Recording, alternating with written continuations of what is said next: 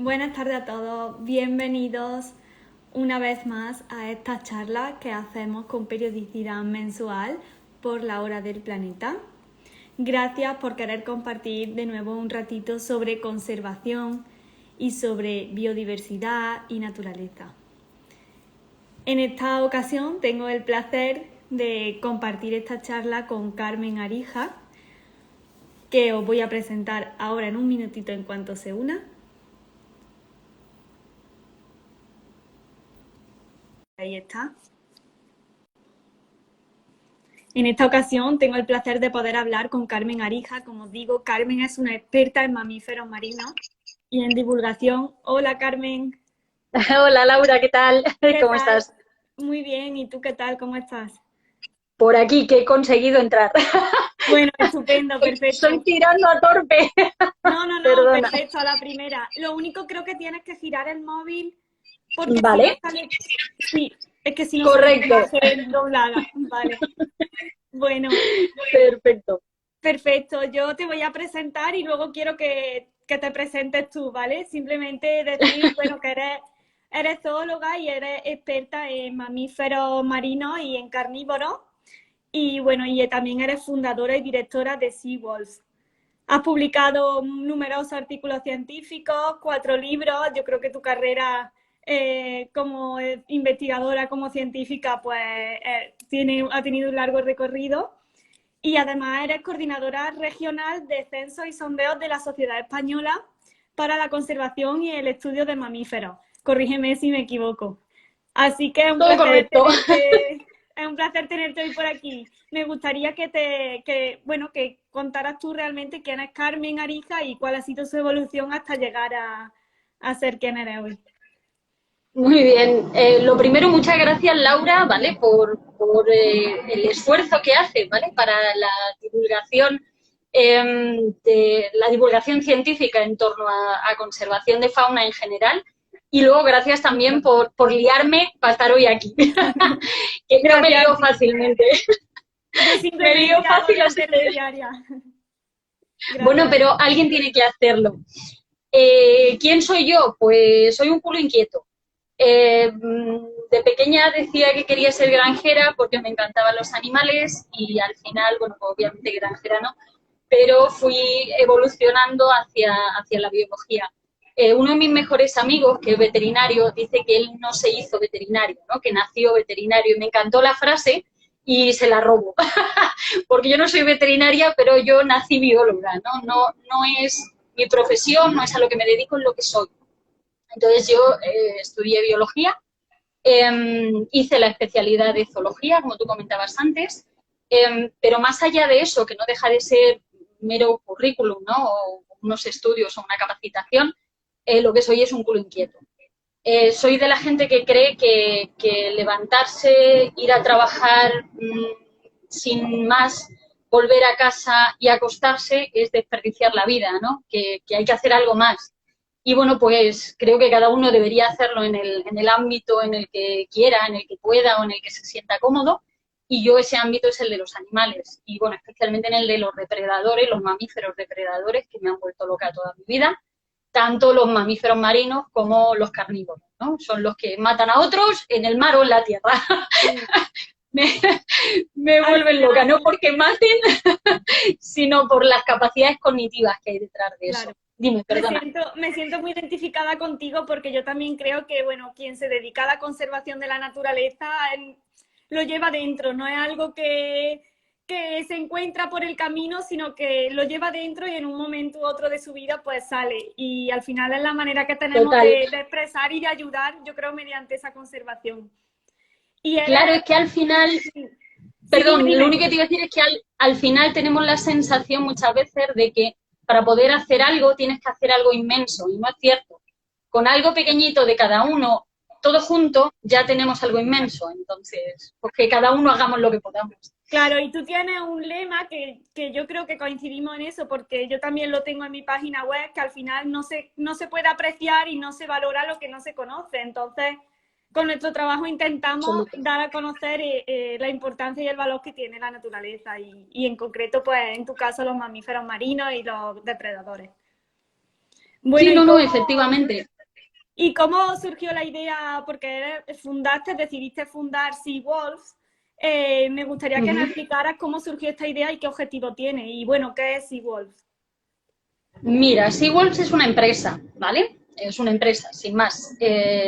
La fundé hace 16 años, lo cual da una sensación de lo vieja que soy.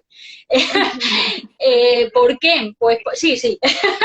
¿Por qué? Pues básicamente porque a mí me gustan los animales, pero me gusta mucho, creo que es muy importante la visibilidad de los animales, ¿no? O de cualquier ámbito. Sí, Pero en aspectos de conservación, si no hay una visibilidad si no se involucra a la sociedad en los aspectos de la conservación, en realidad la conservación es muy limitada, ¿no? O sea, no puede alcanzar toda el potencial que realmente podría tener. Entonces, bueno, yo empecé a trabajar años antes de fundar SeaWorlds en una empresa que hacía cursos de formación. Y bueno, empecé a trabajar con ellos y me frustraba mucho el hecho de que me limitasen en lo que yo podía compartir con los demás, ¿no? O sea, si terminábamos un curso, nos íbamos a tomar unas cervezas y nos podíamos allí hablar de, yo qué sé, de la vaquita o de lo que fuera, les parecía mal porque era como, estás dando un curso gratis y aquello no va con mi dinámica de vida. De hecho, aquí estamos hablando de conservación de mamíferos marinos y decidí pues hacer las cosas a mi manera. Y la mejor manera de hacer las cosas a tu manera es cuando no tienes el techo de alguien que te dice lo que tienes que hacer. Entonces dije, exacto. bueno, pues ya está, pues voy a hacerlo yo. Y ya, y me lié, y me lié, y aquí seguimos 16 años después. Claro, al final lo importante es creer en tu proyecto y está claro que tú eso lo tenías clarísimo y que sabías dónde querías Sí. llegar y lo que querías comunicar. Sí, no, Y está pues, claro. Y al final, perdona, lo único que te iba a decir es que empezamos siendo una empresa de formación simplemente y con los años lo que hemos ido implementando ha sido investigación y proyectos de investigación para la conservación. Entonces, yo me si siento quieres súper feliz. comentar, si quieres comentar alguno de los proyectos en los que habéis trabajado, sus de conservación, en los que estáis trabajando Mira, actualmente. sí, claro, mira, por ejemplo, hemos trabajado en un montón de proyectos distintos, pero os voy a comentar por aquello de que es el que empezamos ahora y entonces es mi pequeña criatura y la tengo ahí amasando. Claro. Vamos a empezar una campaña de monitoreo de cetáceos, de la población de cetáceos en la costa de Alicante, sobre todo en la costa norte de Alicante, en torno a la Marina Baixa. ¿Por qué? Pues porque es un área de alto valor ecológico, donde presumiblemente tenemos una población de cetáceos bastante interesante, de diferentes especies de cetáceos, incluido tránsito de rorcuales comunes. Eh, es un área que además tiene una presión turística enorme y una presión pesquera también interesante, con piscifactorías, aparte de lo que es la pesca tradicional. Entonces, bueno, pues es un proyecto que estamos empezando ahora y claro, estoy más contenta que un niño con zapatos nuevos. La Así verdad que es por citar que alguno. me gusta mucho que, bueno, que al final pues tu empresa trata de llevar la conservación al alcance de todo el mundo, no solo a lo mejor de las personas que vienen con un perfil profesional de biología veterinaria, sino que cualquier persona que le interese el tema puede acceder a cualquier curso y conocer más sobre conservación. Y eso me parece súper interesante y súper importante. Voy a Te lo intentar agradezco. dejar Voy a intentar dejar este vídeo luego grabado para subirlo a YouTube y Uh pondré -huh. en la descripción todos los enlaces a la página web vuestra y por si alguien está interesado y quiere acceder y conocer más información, que pueda acceder desde allí. Muy bien, te lo ¿Vale? agradezco. Bueno, y bueno, y en el tema de la conservación de especies, estos últimos años hemos visto como el interés de la sociedad en general se ha visto aumentado. ¿Y vosotros cómo lo habéis visto desde vuestra empresa? Como dices, lleváis un largo recorrido, ¿habéis visto cambio o cambio en el interés de la gente? Sí, sí, se nota mucho. Yo creo que al final los cambios vienen sobre todo vinculados a desarrollo de redes sociales, de Internet en general, porque al final el acceso a la información es más sencillo. Lo que pasa que, igual que tiene la vertiente buena de que sí que hay más gente interesada en conservación, a lo mejor que antes, tiene una vertiente no tan buena y es que hay mucho acceso a información que no es veraz, que no es realista o que tiene sesgos muy grandes. Entonces, sí, hay mucho más interés en la conservación, pero a veces también es un interés que en realidad no beneficia ni a la conservación de las especies ni a las propias especies. Entonces, bueno, es algo que creo que hay que manejar con cuidado, pero sí, sí que es verdad que ha habido... por ejemplo, a nosotros llega gente ya muy variopinta, ya no solo biólogos o veterinarios como hace años, sino gente de todo tipo, ¿no? O sea, gente que trabaja en el Carrefour o en el Sí, IKEA, da igual. claro, que le interesan esos temas y que lo importante es que tengan las herramientas para saber diferenciar las fuentes de información que realmente son veraces, como tú dices. Sí. Exacto. Y en el tema de conservación de mamíferos marinos, ¿cuál crees que es el principal reto al que se enfrenta la sociedad? Para... Muchos. Sí, son Es muchos. complicado. En realidad, creo que el principal reto, lo más complejo que tenemos en conservación de mamíferos marinos es que hay un gran daño hecho ya. O sea, quiero decir, aparte del que seguimos haciendo y que ahora tenemos capacidad para a lo mejor reducir o controlar, el problema es que llevamos décadas, muchas décadas, causando un daño al ecosistema marino extremadamente grande y que ya no tiene una forma fácil de revertirse. Entonces, hay momentos en los que uno se plantea si habremos pasado ese punto de no retorno en el que la concentración de contaminantes químicos que hay en el agua, la concentración de plásticos, la concentración sobre todo de químicos, es un poco lo más relevante, pero bueno, macroplásticos, microplásticos, es tan enorme que revertir eso es complejo. Incluso si fuéramos capaces de revertir lo que tenemos en el agua, el problema es que se están haciendo análisis de concentración de tóxicos en mamíferos marinos, en animales, y las concentraciones en sus tejidos son tan brutales que aunque pudiéramos, digamos, limpiar el mar por completo, es que es algo que ya está integrado en las redes tróficas, que ya está integrado en los organismos. Entonces, creo que ese es el reto más grande. ¿Cómo arreglamos el desastre este que hemos organizado en el último par de siglos, sobre todo? Va a ser complicado poder volver a un punto anterior, pero bueno, al menos intentar no Sí, continuar sí, con ese daño e intentar concienciar y frenarlo. Sí, y está claro. cuando hablamos de mamíferos marinos, estamos hablando de animales que tienen una relación directa con el agua, ¿no? En su vida. Pero en concreto, ¿qué especie o qué familia englobaríamos aquí?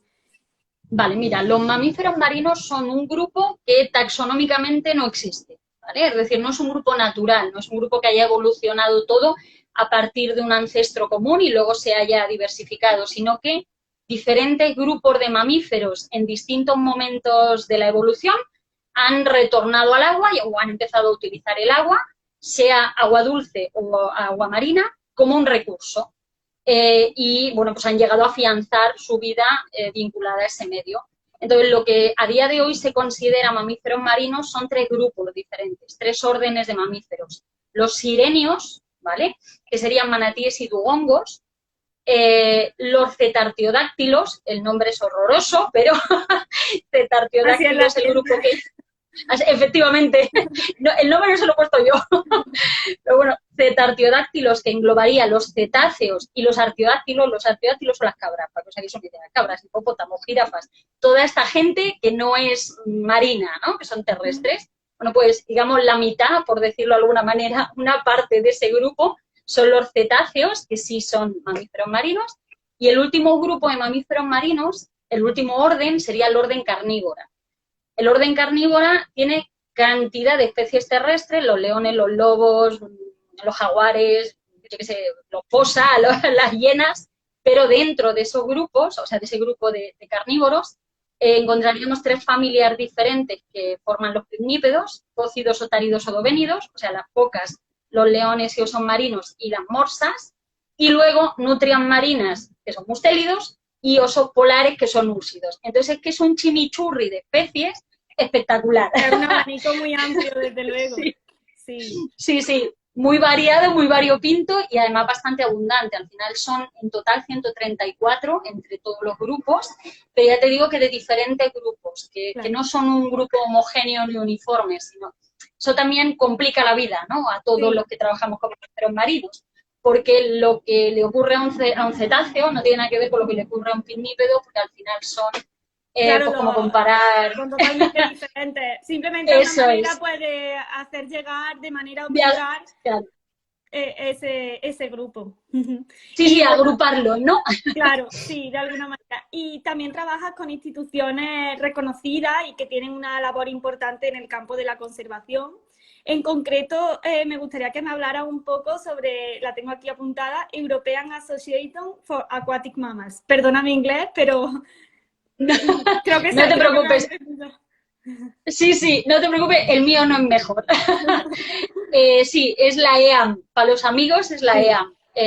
La European Association for Aquatic Mammals es una asociación europea, como dice su nombre, que al final, entre los objetivos, ¿no? O la misión que tiene es el velar, por un lado, por la investigación en el ámbito de los mamíferos marinos, sea silvestres, sea bajo cuidados humanos, y luego, por otro lado, el velar por el bienestar de los animales, de los mamíferos marinos que viven bajo cuidados humanos. Entonces, una de las cosas que hace la EAM es, por ejemplo, la creación de estándares de mantenimiento de mamíferos marinos bajo cuidados humanos, cosa que a lo mejor suena y qué más da, pero no da igual. En realidad, cuando tenemos unos estándares de manejo y unos estándares de alojamiento, se ponen unos mínimos, ¿de acuerdo? A partir de los cuales es claro. necesario trabajar para garantizar el bienestar de los animales que viven bajo el cuidado del hombre. Y al final, bueno, pues fundamenta digamos, y promueve investigación en ambos campos, en animales silvestres y bajo cuidados humanos, y sobre todo la integra, ¿no? La de un ámbito y la de otro, porque yo que ando a caballo, ¿no? Entre las dos cosas, he aprendido con los años de la importancia de no negar lo que hacen otros, sino integrarlo, porque, por ponerte un ejemplo, uno de los últimos proyectos de investigación en los que he trabajado, lo que buscábamos era ver cómo se establecían relaciones materno-filiales en los delfines, o sea, cómo se desarrolla un vínculo entre una mamá y un bebé desde el momento en el que nace y durante el primer mes de vida. Eso es inviable verlo en la naturaleza. No Claro. tenemos la capacidad para poder seguir 24 horas a esos animales, pero sí podemos observarlos bajo cuidados humanos e identificar los parámetros que son importantes o que son vitales, mejor dicho, para el desarrollo y el éxito de esa cría. Y después trasladarlos al manejo de poblaciones silvestres. Entonces, bueno, pues creo que es uno de los papeles más importantes que tiene la EA. Aparte de que luego financia proyectos de conservación en la naturaleza, como por ejemplo el de la foca monje en Grecia. ¿Vale? La foca monje en Mediterráneo, perdón, que me he dejado el apellido, en Grecia. La verdad es que es muy interesante. Al final hemos visto a lo largo de los años una evolución de cómo los animales en cautividad han pasado de ser meramente una colección de animales a servir para investigación, para concienciación y al final pues la gran mayoría de los animales que están en cautividad no están ahí porque se han cogido del medio, sino porque vienen de algunos sitios en los que o bien no se pueden reintroducir bueno, cumplen otra función. Entonces me parece importante cambiar también el punto de vista o cómo se ven o la imagen que dan los centros muchas veces al exterior cuando se desconoce estos Sí, trabajos y sí, estos de investigación que se dan. Me parece totalmente. bastante... Es que además es importante saber, por ejemplo, que en instituciones europeas de la Unión Europea no entran animales que vengan capturados, ¿de acuerdo? O sea, son todos los nuevos animales desde los años 90, finales de los 90, son animales nacidos bajo cuidados humanos, no capturados y todo ese tipo de cosas normalmente se desconoce. Vemos lo que hace China, por decir algo, ¿sabes? Y extrapolamos, o lo que hace Rusia y extrapolamos a lo que hacemos todos, y no es real. Pero sí es importante ese cambio de que los animales, o sea, los animales están pasando, por suerte, de ser mero entretenimiento para el público y una vía de lucrarse, a ser elementos de investigación, ¿no? O sea, ser objetos de investigación, aunque, aunque llamarlos objetos suene feo. Pero quiero decir, nos permiten incrementar enormemente el conocimiento que tenemos sobre las especies. Sí, aunque yo creo que aún queda todavía mucho trabajo por hacer. Sí, muchísimo. Y sobre todo por comunicar ese trabajo que se hace desde dentro, ¿no? Y bueno, antes de hablar un poco de la amenaza y de los retos a los que se enfrentan los mamíferos marinos, quisiera hablar o comentar dos mitos que creo que son muy característicos en el mundo marino. Bueno, hay muchos. Hay muchísimos, si tú me quieres decir más de los que te voy a decir. Y el primero de ellos son las orcas. Las orcas son mamíferos a los que muchas veces se les tiene por agresivos y violento. Entonces, me gustaría que me dijeras si esto es un mito, si no, y realmente qué es lo que hay detrás. Vale, mira, las orcas son depredadores, como cualquier depredador, solo que son depredadores grandes, muy grandes, muy inteligentes. Yo siempre digo que conozco orcas mucho más inteligentes que la mayoría de las personas que conozco, y me incluyo. Son animales inteligentes y eso les pone un punto a veces de así como de mala baba en ciertas cosas que uno ve hacer, ¿no? Como por ejemplo cuando desarrollan estrategias de caza en las que bueno, pues se ve orcas jugando con crías de leones marinos después de haberlas cazado sin matarlas, ¿no? Que es como Dios, qué crueles, pero que la cuestión es que estamos sacando de contexto la información. Son animales muy inteligentes, son depredadores, tienen sistemas de caza muy complejos. Eso implica que tienes que aprender. Esto es como todo. Y las orcas no van a la escuela, no van allí a clase, ni les ponen un PowerPoint sobre cómo se caza, sino que aprenden cazando. ¿Y cómo puede aprender una cría cazando? Pues básicamente cuando una mamá o cualquier otro adulto del grupo captura una presa y se la facilita a la cría, y la cría pues lo que hace es perseguirla, morderla, golpearla y en definitiva pues matarla. En un curso que estuvimos haciendo en Patagonia hace unos 3 o 4 años, recuerdo que vimos una cacería de elefantes marinos, vamos, de orcas sobre elefantes marinos, y estaban enseñando a una cría de orca. Duró 45 minutos la cacería.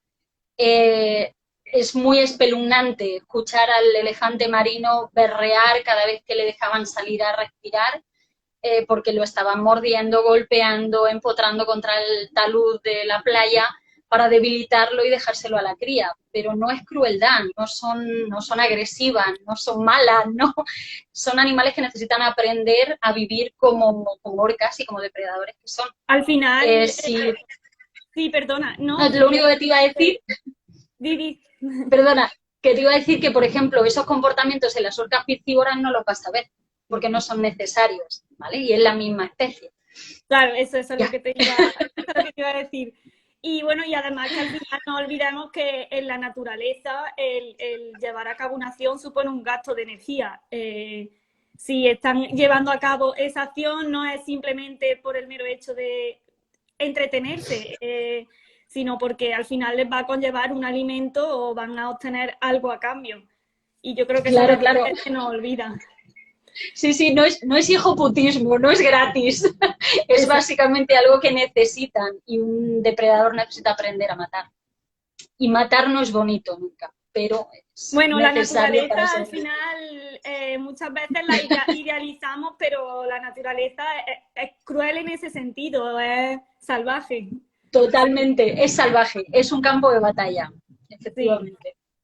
Y bueno, y gracias a eso pues se produce la evolución y la selección natural, eso está claro. Bueno, y otro de los animales sobre los que existen mitos es el narval, que tiene ese largo colmillo que muchas veces la gente suele confundir con un cuerno, y el que ha inspirado leyendas sobre unicornios y sobre propiedades curativas o mágicas de ese colmillo. Me gustaría que si quieres comentar algo sobre esta especie y sobre, bueno, al final la función que tiene este colmillo. Sí, claro. Lo primero es, por favor, si dibujáis alguna vez un narval, no me le pongáis el diente aquí, ¿vale? Como en todos los dibujos, porque sale de aquí, ¿vale? Es un colmillo, como tú decías, es un diente que tienen en el maxilar superior, ¿vale? Normalmente solo hay uno súper desarrollado, aunque en ocasiones se han visto animales con dos, y tiene una función, claro, no es decorativo. Lo que tú decías antes, todo en la naturaleza tiene un gasto Sí. energético, entonces nada es gratis. Llevar un diente de 2 metros que pesa una barbaridad, pues no lo llevamos porque sí. Básicamente la función es sensorial, ¿vale? Utilizan, bueno, aunque pueden usarlo para más cosas, pero digamos la presión evolutiva que ha llevado a desarrollar ese diente tanto es una función sensorial. Básicamente les permite, está súper inervado el diente y les permite percibir cambios en la temperatura del agua, en la salinidad, percibir las corrientes, incluso los movimientos de las presas. Entonces, animales que viven en el Ártico, en la zona del pack ice, que es un poco toda ese área de mar salpicada de bloques de hielo, el ser consciente de la salinidad que tiene el agua y del movimiento del agua, así como de la temperatura, puede suponer la diferencia entre vivir o quedarte atrapado en el hielo que se cierra y morirte allí. Entonces, bueno, pues es extremadamente relevante. Entonces, esa es la función. Que luego se les ha visto dándole meneos a los peces con el colmillo para aturdirlos. A veces los ves pues que se ayudan a abrir el hielo con él, pero realmente la función es sensorial. Muy interesante, muy interesante. Bueno, al final, pues la función principal no quita que puedan después utilizarlo para otras cosas, Claro, pero eso muy es. interesante. Bueno, y cuando hablamos de mamíferos marinos, yo creo que el más conocido o el que más popular son las ballenas, ¿no? Estos grandes mamíferos que hemos visto acosados por los humanos, sobre todo la caza de ballenas, que principalmente durante el siglo XX pues casi arrasó la población de ballenas. Eh, Me gustaría que nos contase un poco sobre estos grandes cetáceos y bueno, y sobre actualmente en qué punto están. Vale, veamos. Ballenas. Hay un montón de especies. Bueno, no es una barbaridad, pero no tantas como Dontocetos, pero aún así es un grupo bastante variado. Las hay que están mejor, las hay que están peor. Efectivamente, como tú decías, el tema de la industria ballenera, digamos, arrasó, sobre todo con algunas especies concretas. Las ballenas francas, hay diferentes tipos de ballenas, mayoritariamente rorcuales y lo que son las ballenas como tal, ¿no? Las ballenas francas son las más lentas de todos los misticetos, de todas las ballenas, y además tienen una flotabilidad post-mortem muy prolongada, ¿vale? Pues son así grandotas, con cabezones, no son las típicas como el rorcual azul, ¿no? De la cabecita fina, sino que son animales mucho más gruesos en la zona frontal del cuerpo. Eso conllevó, digamos, que fueran la primera especie que se empezara a capturar, ¿vale? Sobre todo la ballena franca del Atlántico Norte, que es donde se inició la industria ballenera. Entonces, en el siglo XX ha sido cuando más caña se ha dado con la industria ballenera, pero es que empezó en el siglo XI. Entonces, en el siglo XI empezaron a cazarse ballenas francas y no han parado de cazarse hasta el siglo XX. Entonces, estamos, hasta el siglo XXI, estamos hablando de muchos siglos de presión sobre esa especie. De hecho, está critically endangered, ¿vale? Es la peor situación de amenaza que tiene una especie antes de ser clasificada como extinta. En otros casos, otras especies de ballenas, pues no han tenido tantos problemas. Por ejemplo, los rorcuales son animales muy rápidos, con lo cual hasta que no se desarrollaron embarcaciones que podían alcanzar altas velocidades, pues no se pudieron empezar a capturar. Y los rorcuales más grandes, como el rorcual azul o el rorcual común, de hecho tardaron todavía mucho más tiempo en poderse capturar, porque aunque las embarcaciones ya eran suficientemente rápidas para alcanzarlos, el problema es que igual que una ballena franca se queda flotando después de muerta un montón de tiempo, un rorcual, según muere, empieza a hundirse. Y claro, un rorcual azul te puede pesar 150 toneladas, un rorcual común 90 toneladas. Si tú no tienes una embarcación con capacidad para gestionar eso, pues aquello, No aquello es imposible de gestionar. Claro. No, haces un viaje por el fondo del mar con tu ballena. Entonces, bueno, pues ha habido especies que se ha tardado más tiempo, ¿no?, en llegar a poder cazarlas. Aún así, rorcuales azules están en danger, los rorcuales comunes son vulnerables, los rorcuales boreales, que sería el siguiente en tamaño, de los más grandes hacia más pequeños, es otra especie que también está en danger. Entonces estamos ante un plantel de mal, ¿no? Quiero decir, de Sí, especies que la mayor parte de ellas no se encuentran bien. Y lo peor es que la industria ballenera continúa. Hay un poco la creencia popular de que es algo de otra época y nada más lejos de la verdad. En España ya no tenemos industria ballenera, de hecho en la Unión Europea está prohibida la captura de cetáceos con cualquier fin. Sin embargo, tenemos países como Noruega o tenemos países como Japón o tenemos incluso Estados Unidos en la zona de Alaska con fines de subsistencia capturando cetáceos, capturando sí. grandes cetáceos, Y en lo que es ballenas y fácil, cachalotes. y en lo que es fácil acceder además a su comercio y al consumo de su carne, porque bueno, yo lo he vivido en primera persona en los países nórdicos y la verdad que es algo que a mí me impactó bastante y está ahí al Sí, alcance de la mano. Sí. claro, sí, Después, porque es un recurso normal. sí, para ellos sí. Y después tenemos otras especies que son de un tamaño mucho más pequeñito, pero que también se encuentran en peligro de extinción, como puede ser la vaquita, que yo quería mencionarla en el vídeo, pues porque hay mucha gente que si no le gusta o no está muy metida en el tema de conservación, pues ni siquiera la conoce y creo que es importante hablar sobre ella. Me gustaría Sí. que comentara si te apetece algo. Sí, claro, perfecto. Pues nos vamos de lo más grande a lo más pequeño. Exacto. Si el rorcual azul era lo más grande que tenemos en mamíferos marinos, bueno, en realidad lo más grande que tenemos en el mundo, en animales, la vaquita es lo más pequeñito dentro de los cetáceos. Estamos hablando de un bicho de 1,20 m, 1,30 m, un animal muy chiquitito. Es endémica del mar de Cortez, que está en el Golfo de California, ¿vale? O sea, en el bracito este de la península de California, pues en el sobaco, En, ahí en México. sí, en México. Y bueno, claro, es endémica de este área y además está ubicada solamente en lo que sería la axila, ¿no? Del Golfo de California, metida contra la desembocadura del río Colorado. Entonces tiene un área de distribución pequeña. Antes era más grande, históricamente era bastante mayor, pero siempre dentro, siempre circunscrita al interior del Mar de Cortez. ¿Problema que tiene este animal? Pues tiene varios. Uno de ellos es que coexiste con una especie de pez que se llama totoaba. La totoaba es pescada ilegalmente en esta zona porque la vejiga natatoria o vejiga flotatoria de la totoaba se considera bueno, que tiene propiedades curativas en medicina tradicional asiática. Entonces, bueno, pues cuando el comercio era legal, el precio de la vejiga flotatoria de totoaba era alto, pero no una exageración, pero desde que se, digamos, prohibió su captura, el precio en el mercado negro se ha disparado a niveles de absoluta locura. Estamos hablando a veces de $10.000 el kilo de vejiga flotatoria. Entonces, claro, es una auténtica barbaridad. Se definió un área de protección para la vaquita, donde estaba prohibida la pesca, pero aún así sigue existiendo una gran cantidad de pesca ilegal de totoaba. Se pesca con un sistema que se llama gill nets, que son redes de enmalle, y como la totoaba tiene un tamaño similar a la vaquita, Claro. el problema es que las redes de enmalle para totoabas, las vaquitas quedan enmalladas también. Ese es un problema.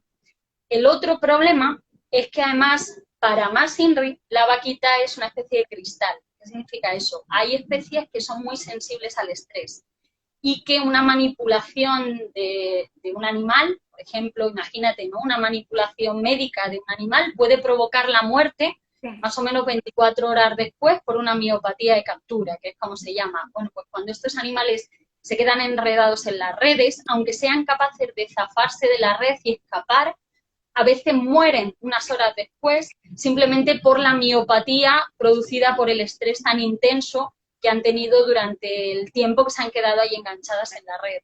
Entonces la mortalidad es muy grande o ha sido muy grande históricamente y ha habido un declive absolutamente brutal. No hay censos oficiales ahora mismo, el último es de hace 3 años, si no me equivoco, y se hablaba de en torno a 18 individuos adultos. Entonces, estamos en cifras que son para llorar, para llorar. La verdad es que muchas veces dejamos llevar por lo inmediato y nos cuesta ver a largo plazo en el caso de la pesca, por ejemplo, de la totoaba, como tú decías, y es complicado. Y a eso le suma, bueno, esta amenaza de las redes de pesca abandonadas, perdidas, lo que se conoce como redes fantasmas, que Sí, están inundando los océanos y los mares, que yo creo que son una amenaza también, al final, bueno, para todos los peces, pero también para los cetáceos. eh, para todo el mundo, para sí, todo el que vive en el mar, lo sí. es, sí. De hecho, hay una foto muy famosa de un cetáceo de 1986 más o menos, si no recuerdo mal, que se le veía la aleta caudal con una red de pesca enganchada y una herida grande, y 15 años después se volvió a fotografiar este mismo ejemplar con la aleta, con la cola mal formada y las marcas de haber tenido Claro, esa red de pesca enganchada. Y bueno, esa al menos se salvó, pero hay muchos que ni siquiera lo que no cuentan. tienen, claro, no tienen tanta suerte. Sí, Si pueden, o sea, si tienen la suerte de liberarse de la red, de que se rompa, de que la pierdan o de que acaben varados y se les pueda tratar, eliminar la red o similar, por suerte los animales son bastante duros, tienen unos sistemas inmunitarios normalmente que son brutales. Yo he visto en el centro de recuperación de focas de Pieterburen, recuerdo un ejemplar de foca vitulina que entró con una red en el cuello, tenía pero destrozado el cuello por la red. Yo cuando la vi, la primera sensación que tienes es este animal, esto no lo cuenta. Y 15 días después no se le veía herida, o sea, le había cerrado toda la herida, obviamente no volvió a tener pelo en esa zona ni nada por el estilo, pero el bicho estaba recuperado, no al mm, 100%, pero vamos, ya parecía otro. sí, Pero el genial, problema es que tienen que poder claro. liberarse de aquello y tener suerte. Claro, al final los plásticos y los residuos que están llegando al mar y a los océanos por uno u otro camino, sin duda son desastrosos para toda la fauna que vive allí. Y es otro de las amenazas a los que se enfrenta o enfrentáis o nos enfrentamos la sociedad en la conservación de mamíferos marinos, que es por la ingesta de plásticos. Me gustaría que comentara un poco sobre este tema porque creo Sí. que todos hemos visto en las noticias cuando llega un cetáceo varado en la playa, aparece por la mañana un cetáceo varado y en su interior tiene kilos y kilos de plástico. Claro. Es que, por ejemplo, se ha visto que sobre todo el tema de consumo de plásticos afecta bastante a especies teutófagas, o sea, especies que se alimentan de cefalópodos, de calamares, ¿no? De este tipo de animales, de sepias y tal. Porque al parecer, o según se hipotetiza, probablemente el sistema de ecolocalización que tienen estos animales, que es un sistema de un biosonar, ¿no? Un sistema que les permite ver lo que hay en el mundo a través del sonido, no discrimina, ¿vale? Una bolsa de plástico, por ejemplo, de un cefalópodo. Con lo cual lo que van a hacer es ecolocalizar la bolsa y ellos creen que lo que tienen delante es comida, que es un cefalópodo. Y lo que hacen es depredarlo y normalmente fallecen porque se van acumulando los plásticos en el estómago, el animal no puede digerirlos, claro, se produce una impactación estomacal, entonces al final acaban muriendo a causa, digamos, de esa acumulación de plásticos en el estómago. Pero claro, ellos siguen comiendo y comiendo y comiendo y comiendo, pero son incapaces de digerirlo.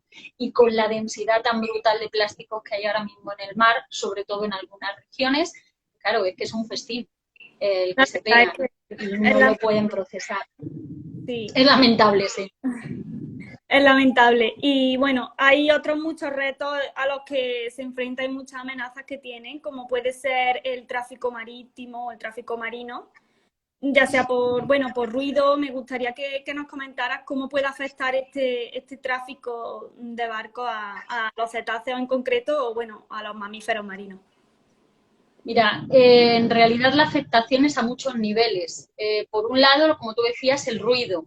Eh, Parecerá que no, pero los cargueros, los grandes cargueros o los barcos militares, la emisión de sonidos que hacen es los motores simplemente es extremadamente grande.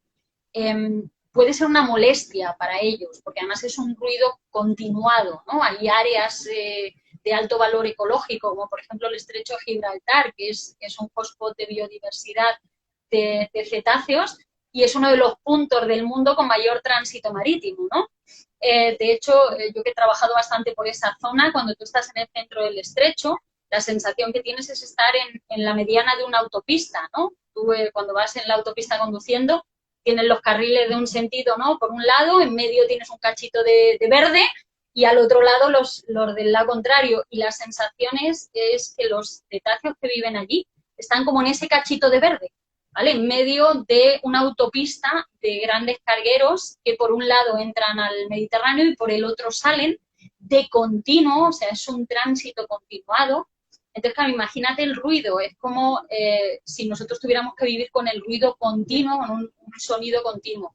Entonces, por un lado es una molestia, pero por otro lado, ya no solo es que sea una molestia, hablando así en términos globales, sino que sí, comunicarse, claro, exacto. interfiere en su comunicación. Son Claro. animales completamente acústicos, ¿vale? Los cetáceos son bichos que tienen buena vista, pero la usan lo justo.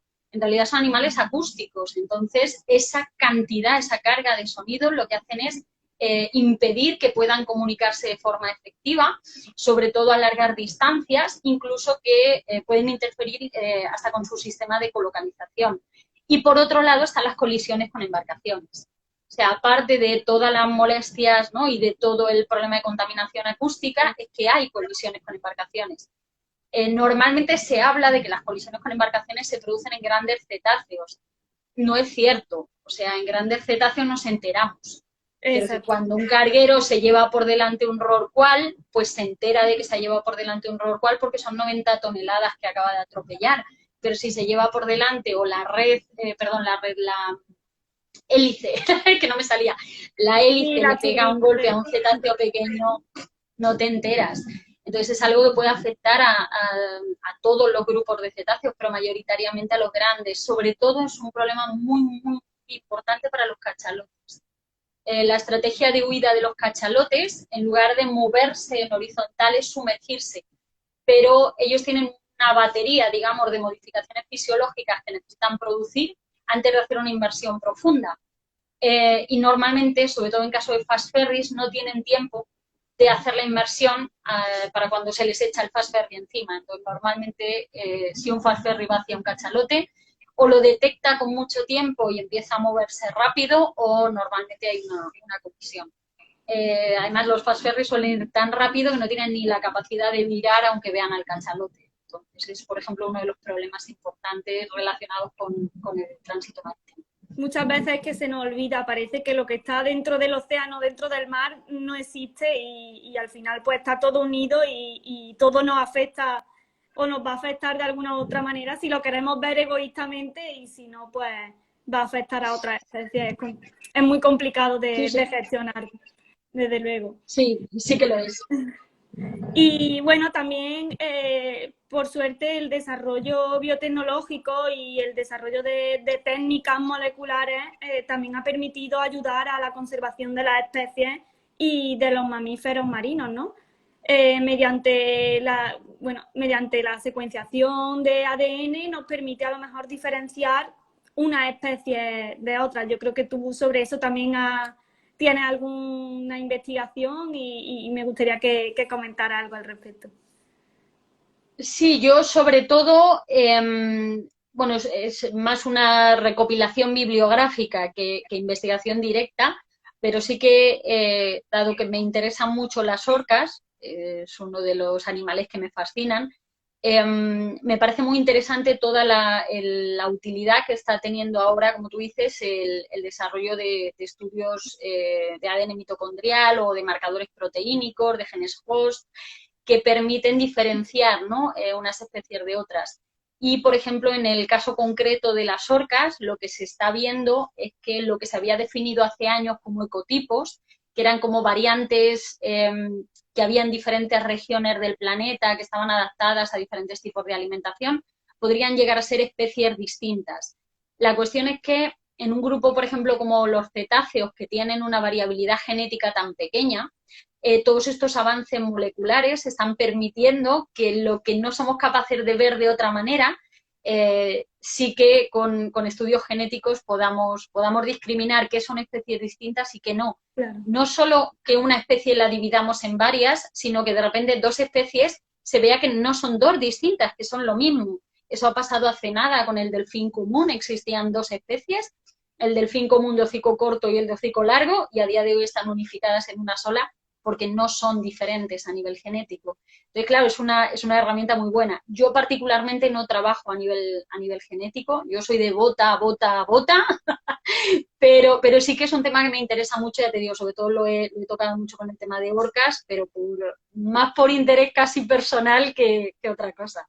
Bueno, pero también es cierto, yo considero que es muy importante los equipos multidisciplinares en los que un genetista acompañado con un zoólogo interaccionen y pongan en común el conocimiento, porque al final es como se avanza realmente, yo creo. Total. Y total. El comportamiento y las especies no dejan de ser genéticas y creo que es importante, pues eso, ir de la mano ambas partes. Sí, sí. Bueno, yo, por ejemplo, trabajo mucho con veterinarios, o sea claro, que, porque ellos ponen la parte médica, claro. Es la fisiológica. Porque al final también conocerlo a nivel genético te permite pues establecer herramientas y sistemas de estudio y de investigación diferentes y de conservación para una especie que para otra. El poder eso distinguir y saber, como tú dices, si el delfín tiene dos subespecies o dos poblaciones diferenciadas o si es que son dos especies distintas. La verdad es que es muy interesante. Sí. Bueno, pues no sé si quieres comentar algo más. Yo simplemente me gustaría pues que para la gente que nos está escuchando, si se preguntan, ¿yo qué puedo hacer desde mi casa, que no tengo ni siquiera cerca la playa o el mar? ¿Cómo puedo ayudar y cómo puedo colaborar en la conservación de los mamíferos marinos? Vale. Veamos, lo primero, creo que es importante que todos nos involucremos en la divulgación, pero en la divulgación con criterio. No en compartir el vídeo de mi abuela opinando sobre algo que desconoce, sino la divulgación científica, el compartir el conocimiento real que está sustentado por instituciones de investigación, ¿no? Consumirlo y divulgarlo. Pero además sí que hay muchas cosas que nos involucran en nuestro día a día. El consumo de recursos que hacemos, por ejemplo, es absolutamente brutal, es desmesurado. El consumo energético también. Todo eso al final repercute no a los mamíferos marinos, repercute al planeta en conjunto, incluidos a los mamíferos marinos. El uso de plásticos.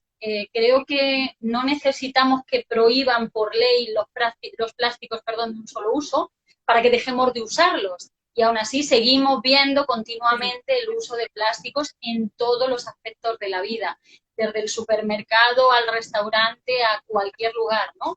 Existen maravillosas botellas que se pueden usar cada día y tazas para casa o para llevar. Mira, no me he traído, pues esta es con la que estaba bebiendo agua yo, pero yo tengo una para llevar en el coche cuando voy a trabajar que también es reutilizable. Entonces, no necesitamos consumir tantos plásticos, pero no solo eso. Por ejemplo, incluso en nuestro propio día a día y en nuestra higiene o en nuestra estética más que en nuestra higiene.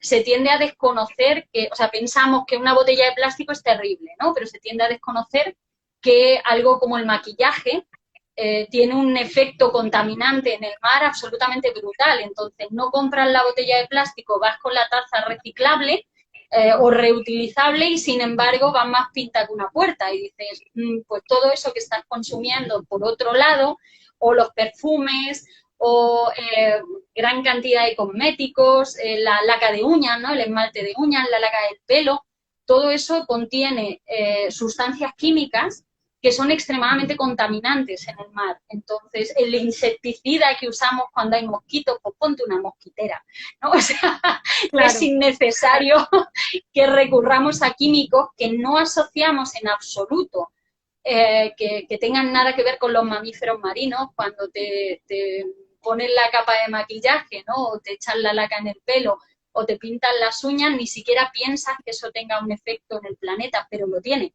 Y concretamente en los mamíferos marinos lo tiene. Se han observado, por ejemplo, animales con problemas reproductivos y malformaciones en el desarrollo de fetos vinculadas a sustancias químicas asociadas, por ejemplo, a lacar de uñas, lacar de pelo, perfumes, cosméticos, maquillajes.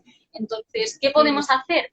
Pues podemos tener canas y arrugas y granos y ojeras, que no pasa nada, no necesitamos ponerle allí 5 kilos de algo para parecer más guapas de lo que somos, o para parecer más guapos de lo que somos, o para parecer distintos de lo que somos, porque eso tiene consecuencias en la naturaleza también.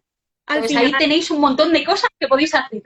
Al final tomar responsabilidad uno mismo y replantearse las cosas, que yo creo que a veces es lo que más reparo da, que parece que lo que hacemos durante siempre, o venimos haciendo durante siempre, no podemos cambiarlo porque nosotros mismos ya nos sentimos incómodos, cuando no, lo normal es ir evolucionando e ir cambiando esas cosas en las que vas aprendiendo que no son tan buenas como tú creías. Yo, por ejemplo, lo comentaba justo, hablaba similar sobre esto, lo que ocurre con las cremas solares, que tienen componentes que al final dañan los mares, y en el vídeo anterior justo lo hablé sobre ello. Y es importante conocerlo para poder hacer una buena elección a la hora de comprar un protector solar. Entonces, bueno, que al final empecemos por nosotros mismos y que pensemos que todas las acciones que hacemos pues tienen un resultado, y que depende de nosotros qué resultado queremos tener, la acción que tenemos que elegir. Bueno. Efectivamente, yo siempre digo decisiones, consecuencias. Exacto. Así que... Exacto. Bueno, pues por mi parte nada más, simplemente darte las gracias por habernos dedicado este ratito, porque bueno, yo te admiro también como compañera y como profesional, y me gusta muchísimo el trabajo que haces, y nada, que muchísimas gracias por habernos dejado este rato y haberlo compartido, y yo creo que todos hemos aprendido algo. Yo creo que también he aprendido algunas cosas que no sabía, así que pues agradecerte que hayas compartido con nosotros este rato. No, al contrario, como te decía antes, gracias a ti por la labor que haces, que no es hoy un rato, sino es de continuo a lo largo del tiempo, porque al final, pues lo que decíamos antes, ¿no? Cada uno ponemos nuestro granito y entre todos montamos un desierto, y necesitamos el desierto de la divulgación científica, porque si no involucramos a la sociedad en la conservación, esto está perdido. Claro, no es algo muchas gracias. Sí, al final la conservación la hacemos todos, no un grupo de investigadores o gente que estamos locos por la naturaleza, sino que todos tenemos que involucrarnos. Pues muchísimas gracias, Carmen. Muchas gracias a ti, Laura, que siga todo bien y nos vamos viendo. Eso, espero verte pronto. Adiós. Cuando quieras. Hasta luego. Gracias.